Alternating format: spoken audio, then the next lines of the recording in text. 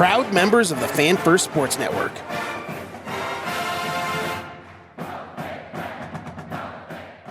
I do feel like after this game, we do have to bring a special teams question back into the show now for for next week. Absolutely. I will have for sure. I will have a field goal question. Is the question just going to be, will the special teams be special? 45, 40, 35, 40, he's gonna go! It's time people feel it! Day by day, he gets better and better!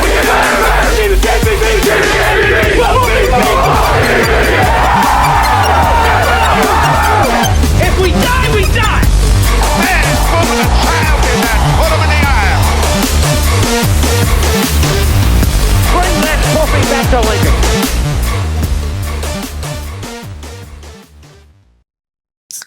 It's non-alcoholic. You know what, though? That is not as sad of a crack as last week. No. Well, it's still a better game than we played last week. I did not expect to feel... A loss is a loss. But I did not expect to feel as good today as I feel. And it's not because I didn't drink last night. I will reiterate what Rule said in the post-game press conference. You don't have to reiterate a lot because we're going to listen to it. Okay. Well, but he talked about, he said, I'm not satisfied, but I'm proud. Yep. Because a loss is a loss, no moral victories, all of that stuff. He also said, there are no moral victories. Yeah. Yeah. But again, I mean, I'm satisfied, or I'm proud, but not satisfied. Yeah. So it was a completely different game than what we saw against Indiana. Well, then also what any of us expected. No. Not just what we saw against Indiana, but I what we expected. Let's be real. I said this yesterday. We got from Indiana what I expected to get from Ohio State. Mm-hmm.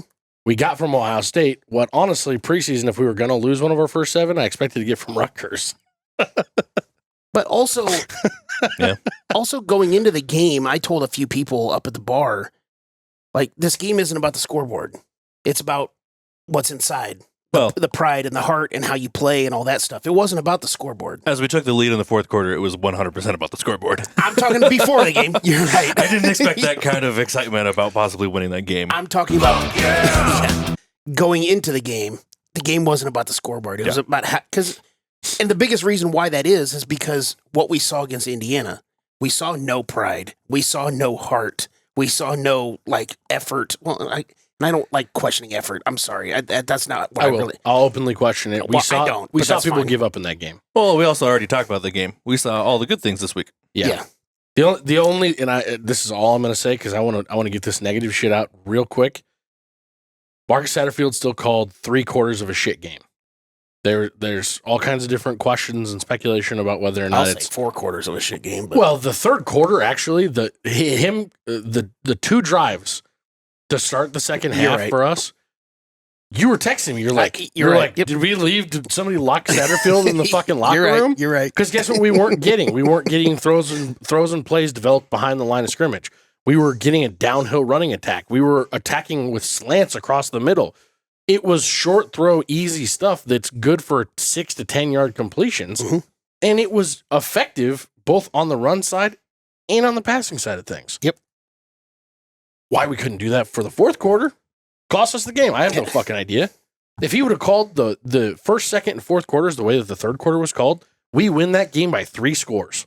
That's how good our defense was. I don't know about 3 scores, but I'm just saying our defense played one shitty series. I get your point, and that was probably because they were elated coming back on the field after we took the lead. Mm-hmm. And then it was like, oh, I'm uncomfortable. We gotta play from behind here. We can't keep this anger up. What'd you see on that side of things, Matt, from the play calling on the offensive side? Outside of the 50 million screen passes we saw again, I loved that we were being more aggressive downfield.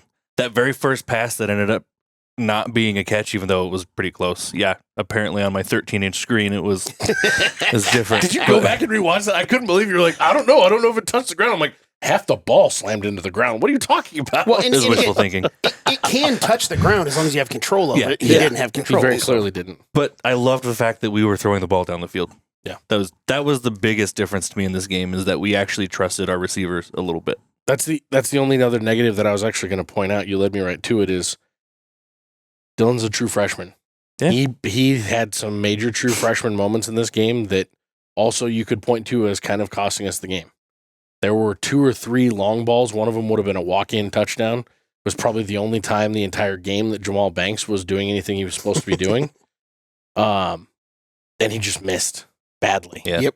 He missed a couple bad ones, but then like the should have been a no call OPI right before halftime. Yeah, that was bad. That was a fucked us beautiful- over. It fucked us over on the play clock too. It did. Like, it did massively. It threw everything off. And it should have been a no call either way. There were some people that I were saying agree. it should have been No, defense. it No, shouldn't. No. And then they It missed was- the first down. Like it was just it everything. was literally in just that hand first half. checking on Yep. both sides. It should have been a no call either way, incomplete pass, whatever.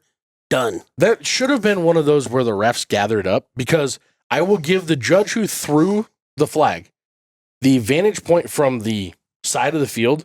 It looked like offensive pass interference. It looked like an egregious push off. Mhm. But when you saw the back angle, which 4 or 5 other refs would have had, when you saw that, it was very clear that this was like both of the dudes were just hand fighting. This was like it was 50-50. Mhm. Was there contact? Absolutely. But it Yeah. was 50-50. Should have been a no call. And that's one of them you typically see them gather up and go, yeah, there's no foul for pass interference on the play. Touchdown stands. But Well, and Matt, with what you were saying about how we actually threw the ball downfield, and granted, we were 0 for 5 on passes beyond 20 yards. But again, I just want to see those passes. It still made those defenders back up a little bit. Exactly. That was the point of the whole Indiana thing. We threw one pass beyond 20 yards. Also, 2 of those, the receiver was wide open, and like you said, he just missed them. yeah. One of them in the end zone. And, Unfortunate. and there, it's just like the interception at the end of the game. That is a true freshman mistake. Mhm. And I'm sorry, but if you're going to put your game on the shoulders of a true freshman, you're going to have those results sometimes. Yep. Plain and simple. That is what it is. But like we talked about, There are no moral victories. and I did want to hear, because Rule had, I think, probably one of the most profound press conferences that I've ever heard. It was amazing. I don't think anybody anywhere could sum the game up better than he did. And I'm not yesterday. just talking about it in Nebraska. I'm talking about just in general, and the way that he chastised the media in such a professional and like almost like loving grandfatherly sort of way was like, guys, you're being so negative. Like, and I'm 1000%. I'm not calling us part of the media, but I will 1000% say We're professionals. What are you talking about? we. Again, disclaimer: this is not a professional we're show. We're not professionals. professionals. Take all of our advice. But I will say, I'm 1000% like badly in the way of guilty for that, because I've done the same thing. Shit on, pick apart is the biggest thing he said was just, everybody's going to pick apart my press conferences. I try and do the very best thing I can to just explain the game. Good, bad, ugly. I'm trying to just explain the game. And I do a really bad job of trying to read between the lines. What does he actually mean by this and all that stuff? And he Everybody basically does. said, stop doing that. Take me at my fucking word and leave the kids alone.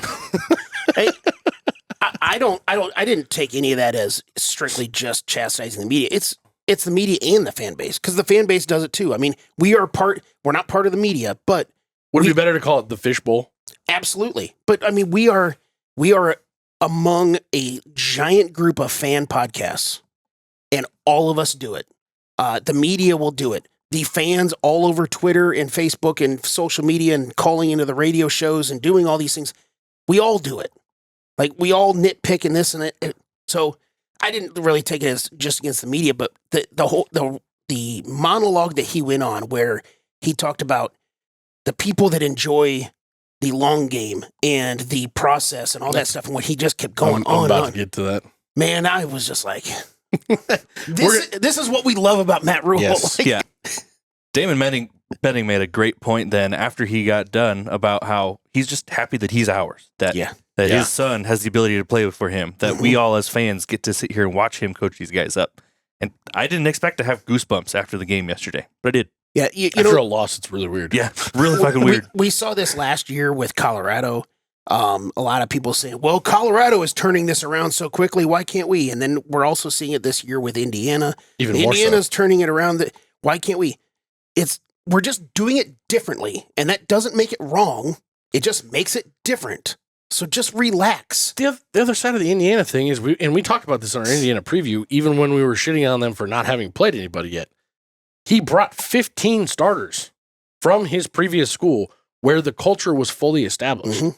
And just like we talked after the Indiana game, and brought in a 6th-year quarterback. Yeah, and brought in a 6-year. Like he brought in. Like I'm not saying that Rule hasn't brought guys in.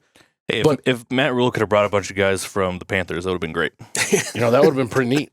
Just saying. Yeah, they would have instantly gone from worst in the league to best in the league. But what I'm trying to get at is Matt Rule had to tear completely down and try and eradicate one of the worst types of cultures that you possibly can, and that's just having a mindset of being a loser. We are losers. We don't know how to handle it, just like our fans don't know how to handle winning, because it's been so long, and every single time things are going good, we feel like something's going to get ripped away from us, like the Indiana game. And weirdly, we don't know how to handle losing either, because every time we lose, everybody should be fired, and we're the worst team of all time. The sky is falling. So, and I am still 100% of the mindset that if Satterfield is not going to do the things that Rule wants him to do as a play caller, which is emphasize the run game, push on the run game. We saw some of it this week, and it worked. Mm-hmm. Now, if we go back next week to fucking a screenplay every third play and no direct downhill run game, it's going to be a mistake. It's going to flat out be a mistake, and he's got to take a real hard look at the fact that it's taken 3 weeks of Rule talking about this in press conferences for him to finally implement it in the game. It's crazy. But we do want to get there's a specific clip that I really, really wanted to snag out of the Rule press conference that just can't be overlooked. And if you haven't had a chance to hear it yet, here it is. I think I've been pretty consistent in saying, to you guys, I think the guys do a great job during the week. It's getting to these moments and saying, here we go again. I'm just, again, I don't want anyone to take anything I say the wrong way, because everything I say is with peace and love. But when they haven't won, and then the commentary around them is always pretty like, hey, this isn't good enough. They're in a culture where all they hear is like, this isn't good enough. And so how do you get them through that? You push them through that. It's just what it is. Like, you push them through that. And so we always work hard. I've never had a time where I thought the guys didn't work hard. But I thought they went out there. I mean, the game couldn't have started any worse. I mean, it's like, holy smokes. And the defense took the field like last year and said, let's go get a stop. They got to stop. But I thought it was before the game, and I thought it was at halftime. Really, at halftime, I told them. Because last week I said some different things to them at halftime. And this week at halftime, I said, this is what it's supposed to look like. If I start worrying about the results only, and you had a coach. You had Coach Osborne, who all he talked about was the process and not the results. I mean, everybody knows what it's supposed to look like. Coach Osborne taught us. He showed us. Like, worry about the process. And so, to me, the way it felt at halftime was the process. Like, they were excited to get back out there and play. They were not like, oh man, I can't believe I can't believe they called OP offensive pass interference on that play. They don't worry about that, which a lot of times our guys have worried about. And you always got me saying, like, just play. What's next? Just play. What's next? And so I felt like a lot of the things we talk about took hold today. And that to me is something I feel relieved. I feel despondent that we lost the game. I thought we were going to win the game. I feel beat up for the guys. But I know when I say these things, a lot of people are probably going to take them the wrong way. I also know, like, across the country, I tell Troy, like, I got college coaches who text me sometimes, like, hey, Matt, I listen to your press conferences every week, because I'm really, honestly, doing my best for people who want to hear it, not pick it apart, but want to hear it, trying to give everyone a step-by-step picture of what we're trying to do. It's easy to pick apart. But, like, I'm just trying to, like, lay it out there for people who love coaching and love kids. Do you know how hard it is to, like, come up here every week and talk about what went wrong without ever making a kid look bad? Like, I listen to coaches all the time talk about, we got to execute. That means your players aren't very good. When coaches say we just got to execute better, they're throwing it on the kids. And just, we stand up here and we try so hard to give everyone a true picture, because one thing I love about Nebraska fans is they love football. They want to know the hows, the whats, the whys. And I listen to the people I trust. Like, I called Coach Osborne on Sunday. I said, Coach, you got 5 minutes for me? What do you think?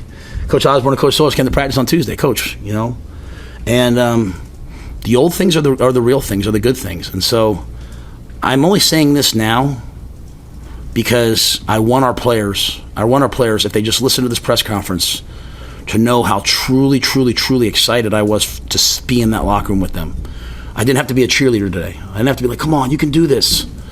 Like, they were like, get out of the way. And we've had moments like that. That was 60 minutes of that today. Dylan went into the tent before the last drive. I'm like, hey, Heine, get ready to go. And Dylan comes back out. He's like, let's go. And Dylan didn't want to just be in the game. He wanted to go win the game, right? And it got really, really, really loud. So we had the false start, then we don't miss a play. But so the football will get better. The football will continue to get better. But make no mistake, the hardest thing is building a culture of championship caliber expectations without winning. There's a lot of guys that have taken a lot of jobs that are already winning and they keep it going. I should probably try that sometime. But this to me is why the Lord put me on this earth. Like, to work with young people and to have them raise their expectations. And it's why these guys are here. I mean, that's Dylan, Jacory. They could have gone somewhere where they were already winning. They came here to build it. So I'm proud of them. And I say all this because I hope fans are disappointed, but I hope they're proud of them. Now, if we don't do it again next week, Mitch, to your point, if we go out there next week and we're front runners again, then it was all for naught. Like, this is a step, and it has to be where we are now, that we play this way every week. The football has to be better. Plain and simple. Plain and fucking simple. Fuck yeah! That's what I was just going to say. Just play the fuck yeah part. He touched on everything there. Yeah. Touched on everything I there. didn't know we were going to play the whole press conference. No, I'm kidding. No, it was 20 minutes. No, I know. How many times do you see a losing coach go talk for 20 minutes? And not He had only 4 questions he got asked. We see him do it often. but not only He's the only one. Not only a losing coach go for 20 minutes, but towards the end where Keith Mann clearly says, "You got any more?" and he goes, "No, I'll answer all of these. We're good." Like, that sort of thing. Like, oh my God. Yeah. It showed how proud he actually was of this game. Yeah. You couldn't have told me that preseason that this game was going to go this way. Couldn't have told me last week this game was going to go this way. You couldn't have told me after the first quarter this game was going to go this way. No. I truly believe it, and this is, like I said, I don't want to say any more negative shit, but I truly believe Marcus Satterfield's play calling cost us this game. Plain and simple. The offense was not dynamic enough for the majority of the game to give the defense the win that they deserved. Because the defense played this game to win. Outside of on first down. Yeah. Well, we're going to get there with this. Let's just get there, because Let's I've just been get wanting there to with talk this. about this. Yeah. This is an insane stat Jed sent us last night. Yeah, it was pretty Because nuts. a couple of really eye-popping positive stats for Nebraska, we held them to gaining 10 first downs throughout the entire game. We held them 1 of 10 on third down.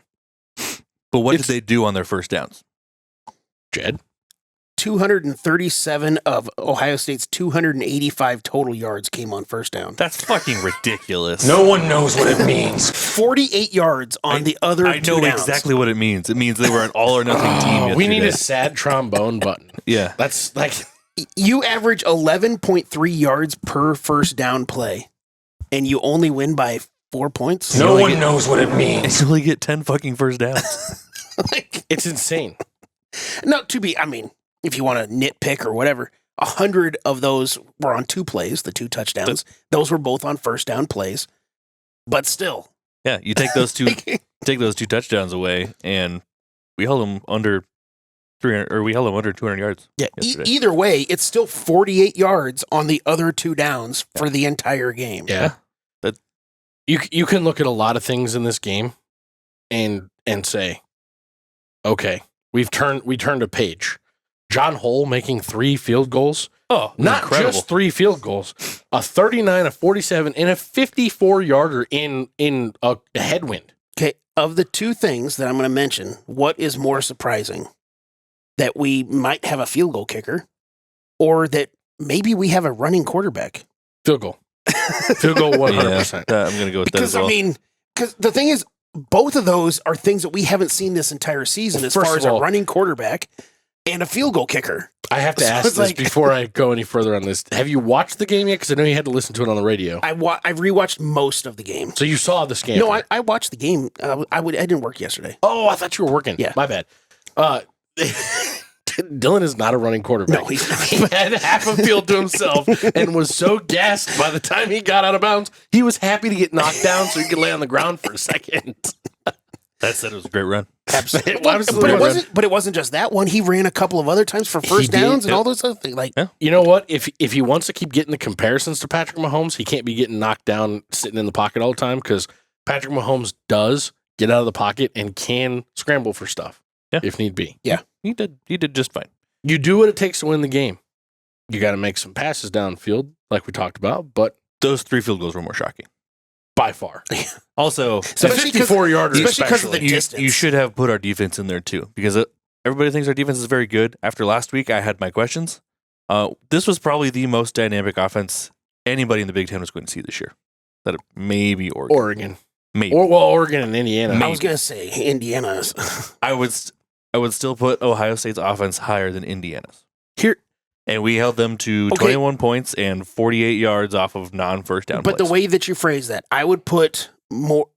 You use the word dynamic. I would still put Indiana's offense up there as far as dynamic, explosive. I would put Ohio State ahead of that yes. because I'm putting Indiana's Ohio State ahead of them in both going. categories. That's fine, but I'm just saying I They would have the still most put playmakers I of would still anybody put in the Indiana- fucking country. I would still put Indiana up there with them. Sure. But I'll say only this. up there in the same category. They're not close. I'll say this. Ohio State has the most playmakers on that roster of Yes. any team in the country. Yep. Chip Kelly is washed. As an offensive coordinator, that dude, I'm sorry, he has not Well, modified they need his, a better quarterback. he's not modified his offense enough over They don't the need time. a better anything. They can fuck off. Yeah. He's not modified his offense well enough over time to it not have been so far gone. It's just plain and simple.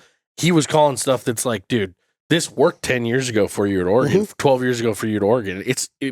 Everyone took your offense over the last decade, bro.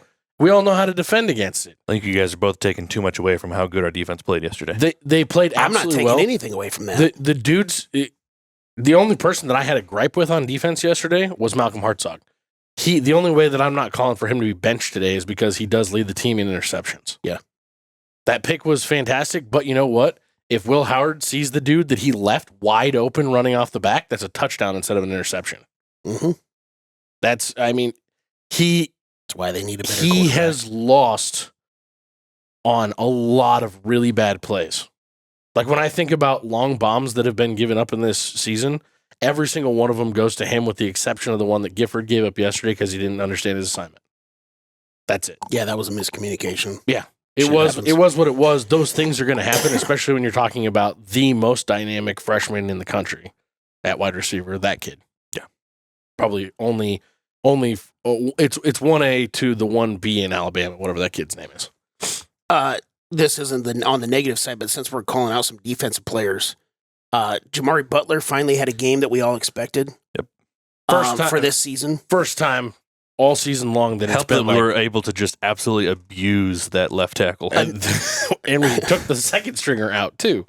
Well, he wasn't always lined up on the left side though. He was abusing the right side as well. He had a hell of a game. But another guy that I want to bring up because we brought him up, or I brought him up on our bye week show as far as guys that are kind of disappointing, and I brought up Deshaun Singleton, and he played a fucking amazing game yesterday.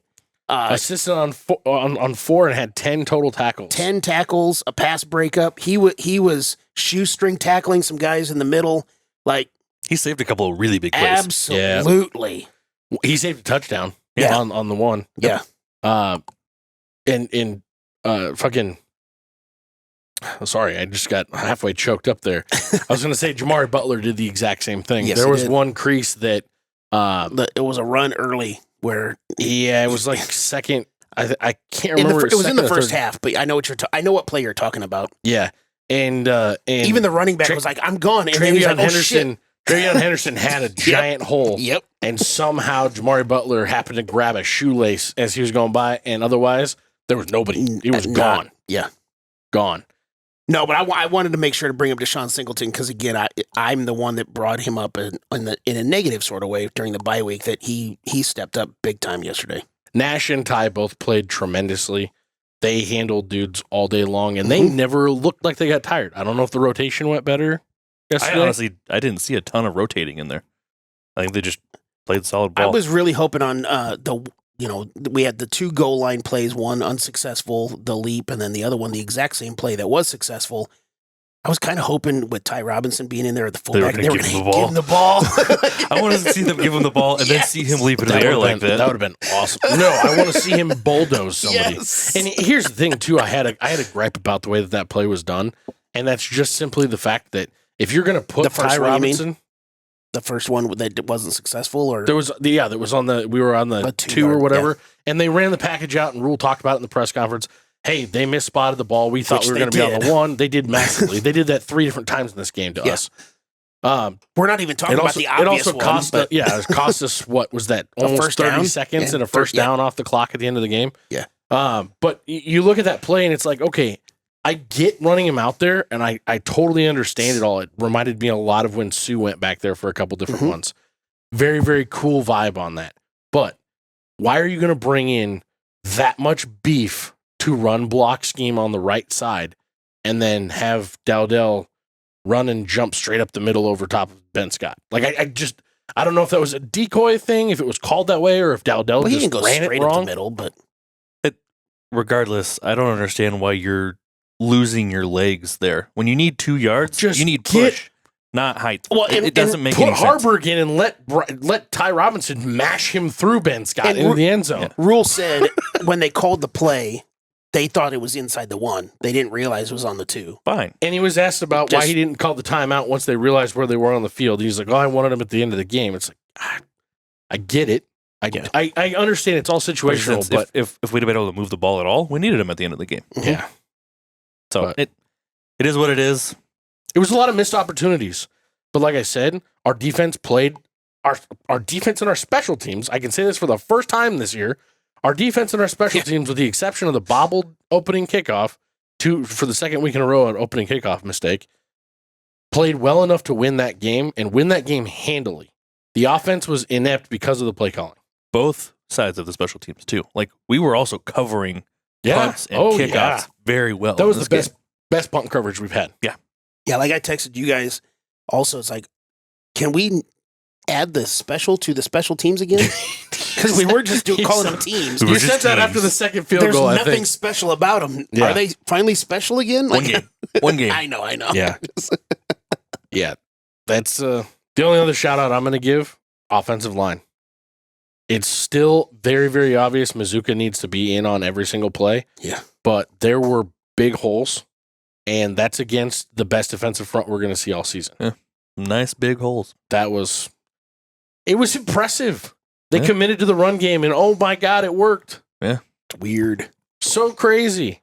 Dowdell looked good again for the first time since Colorado. He had a rushing touchdown, didn't he? Yes, he did. He did. Matt, you bastard. Speaking of, Great segue. Great segue. But hey, I just want you to remember, There are no moral victories.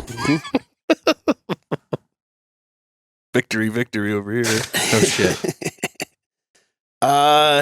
Nebraska, the first question was Nebraska first downs over under 15.5. They had 18. BJ and myself were the only ones to take the over. Will Ohio State's defense record more than 3 sacks, so 3.5? They had 3. Matt, you were the only one to take the under on that one. Which team will score first? It was obviously Ohio State. BJ, you were the only one to take Nebraska. Who will have more passing yards, Nebraska's Dylan Raiola or Ohio State's Will Howard? Howard had 221. Raiola had 152. BJ, you were the only one to take Raiola. A rough week, BJ. It was a rough week. But you did not go over like you thought you did. Yeah, you got that first one right. Will Dylan Raiola pass for over 220 yards? We kind of already answered that one. Over. Okay. BJ, you were the only one to say yes on that one. yeah. Will Nebraska's defense hold Ohio State to under 300 passing yards? They had 221. Everybody said yes on that one. Ohio State's Quinshon Judkins rushing yards 89.5. He had way under that. 29 yards. BJ, you were the only one to win this one. So you had the under. Everybody else took the over. Buddy. Will Nebraska's Dante Dowdell score a rushing touchdown? He did have the one. Matt, you had yes. The fans had 50-50. We both had no. And the last 2 questions were, will we see Malachi Coleman or Riley Van Poppel? Neither of them played. myself and the fans. Hey, said, shout out to Malachi's mom though. Thanks for the bump on Twitter there. and that wasn't a negative question. It was, we want to see him play. No, we were curious. We're also curious what your little side eye was, because I was curious if you were curious. Well, again, I just want to make sure curiosity. she didn't take that as a negative. It wasn't a negative way. We all want him to. We want to see him out there. Yeah, I think we need to see him out there all year that he's been redshirted. I Yeah. thought he was coming into his own at the end of the year last year. But as far as Malachi, myself and the fans were the only ones that took no. As far as Riley Van Poppel, Matt and the fans were the only ones that take no. And the record, I forgot to have. I did not type this in here. I guess I got to pull it up on my phone. I know, Matt, you had like 5 wins. I have it somewhere else. But BJ, you had 3. Yeah, it was bad. I'm shocked that I got 3. I'll be dead honest. I'm shocked that I got 3. You I thought that was crazy. Actually, you might have had like 7. I got to recalculate it. I don't remember where it was. I do feel like after this game, we do have to bring a special teams question back into the show now for for next week. Absolutely. I will have, For sure. I will have a Is field the goal question just going to be, will the special teams be special? how Jesus. I have to throw one more thing out there that I didn't even realize this until right now. Actually, I was looking at a different note that I had.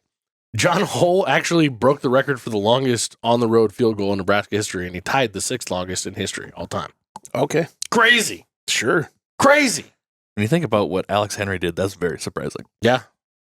But Alex Henry was, I think there was a 52-yarder against Colorado, something No, like it's like that. 56. It's the longest. No, that was would've been at at Colorado. Yeah, it was at home. Oh, I thought that was at Colorado. Yeah, no. Never mind. So there you go. That's surprising because he was a phenomenal Yeah. kicker. Yeah. Well, when he graduated, he was literally the most accurate kicker in the history of college football. He was such a good kicker that he couldn't make it in the NFL because he was kicking too high. Yeah. It was funny when Hull started making all those field goals. One of my cousins at the bar was like, why hasn't he been on the team all year? It's like, well, he has been, but he's been one of 5 so far this season. He's also a freshman. Like, Yeah. it's like, He's a walk-on true freshman. yeah. But He's only playing because Albano's still dealing with I that also injury. loved Rule's response to that in the press conference, and how good does that feel? Blah blah. He's like, I've known he can kick. Mhm. You see it. You see it. We just haven't been able to get him to do it in games, and then finally it clicks over. He talked about how he had asked Maher ahead of the game, like, "Hey, if I've got a 36-yarder, should I run him out there? How's his confidence?" And Maher's response was, "Don't worry about his confidence. Run him out there." Yep. I love it though. Yeah. It's like I said in the preview for the Ohio State show when we were talking about what happened in Indiana. There's a super fine line between overinflating the egos of your team as you're trying to get them over this we can't win mentality and keeping them on the side of hungry. I think we saw the difference, the flux getting back on the right side of the fence between the Ohio State and the Indiana games.